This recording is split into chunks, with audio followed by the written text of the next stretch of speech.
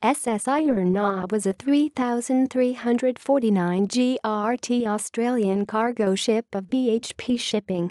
It was built by Poole and Steele Limited of Adelaide, South Australia, in 1922 for the Australian Commonwealth Line, and initially named SS Euwarra.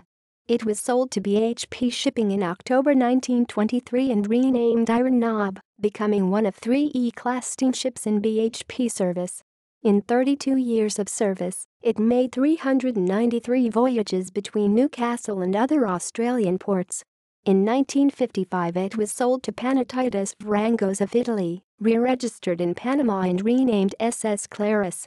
The Clarisse sank in heavy seas in the Indian Ocean at 8 degrees 42 and 51 degrees 102 on 15 July 1957. References